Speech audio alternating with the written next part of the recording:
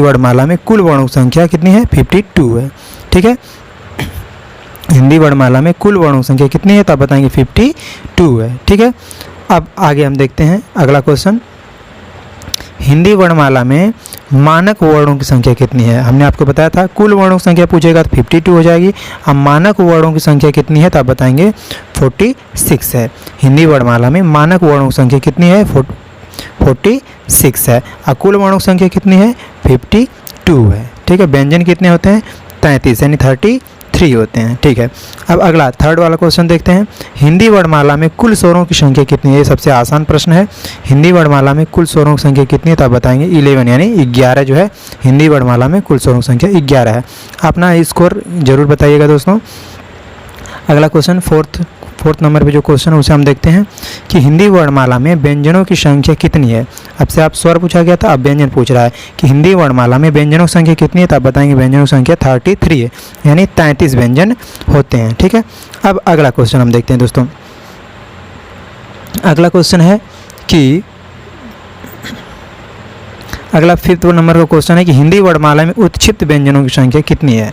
ठीक है, आपसे पूछा गया कि हिंदी वर्णमाला में उत्क्षिप्त व्यंजनों की संख्या कितनी है? तो आप बताएंगे उत्क्षिप्त व्यंजन 2 होते हैं। ठीक है, उत्क्षिप्त व्यंजन कितने होते हैं?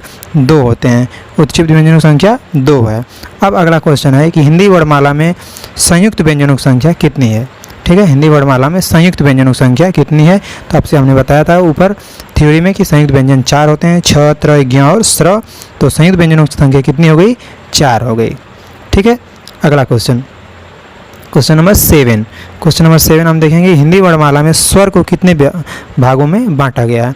हिंदी वर्णमाला में जो स्वर हैं उसे कितने भागों में बांटा गया है? तो आप बताएंगे हिंदी वर्णमाला में जो स्वर हैं उन्हें 2 भागों में बांटा गया है, ह्रस्व स्वर और दीर्घ स्वर। ह्रस्व स्वर और दीर्घ स्वर। तो हिंदी वर्णमाला में स्वर को कितने भागों में बांटा गया है? अब बताएंगे 2 भागों में बांटा गया है। ठीक है, अगला क्वेश्चन हम देखते हैं दोस्तों। Question number 8। ठीक है, क्वेश्चन नंबर 8 है कि हिंदी वर्णमाला में अंतस्थ व्यंजनों की संख्या कितनी है? अंतस्थ व्यंजनों की संख्या कितनी है? अब बताएंगे अंतस्थ व्यंजन जो होते हैं वो भी 4 होते हैं, संयुक्त व्यंजन भी 4 होते हैं, अंतस्थ व्यंजन भी 4 ही होते हैं। अब और जो है अंतस्थ व्यंजन कौन कौन होते हैं? आप बताएंगे य, र, ल और व। ये जो है अंतस्थ व्यंजन कहलाते हैं और ये चारों हैं। ठीक है, तो आप बताएंगे कि हिंदी वर्णमाला में अंतस्थ व्यंजनों की संख्या कितनी है? आप बताएंगे अंतस्थ व्यंजनों की संख्या है 4। कौन कौन से अंतस्थ व्यंजन है? तो य, र, ल और व। अब आपसे पूछेगा संयुक्त व्यंजन कितने? तो आप बताएंगे 4, छ, त्र, ज्ञ और स्र। ठीक है, तो अंतस्थ व्यंजन भी 4 हैं, संयुक्त व्यंजन भी 4 हैं।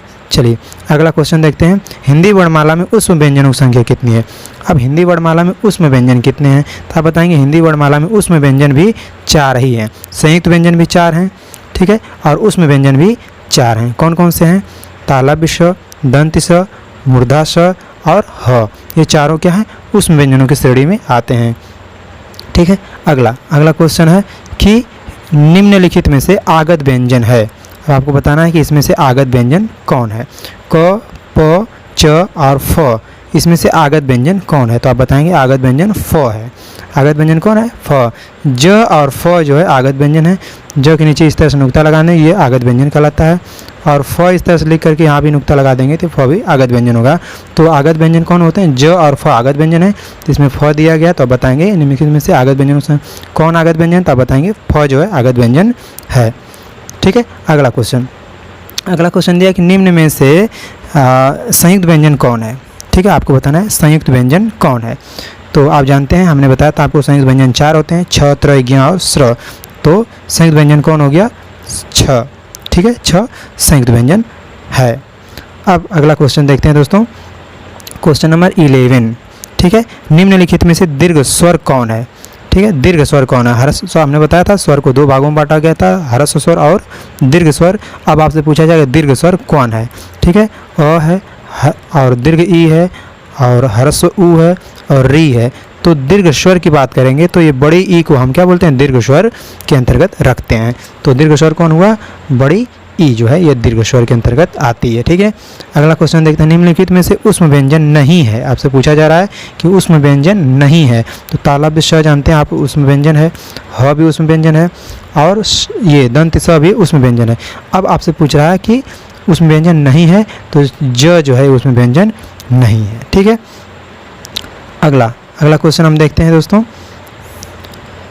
अब क्वेश्चंस नहीं हैं, 13 क्वेश्चन से आपको बताना है कि आपके कितने क्वेश्चन सही हुए। अगर आपको वीडियो पसंद हो तो आप अपने दोस्तों तक शेयर जरूर करिएगा दोस्तों, और वीडियो को लाइक करके चैनल को सब्सक्राइब कर लीजिएगा। आपसे मिलते हैं अगली वीडियो में, तब तक के लिए जय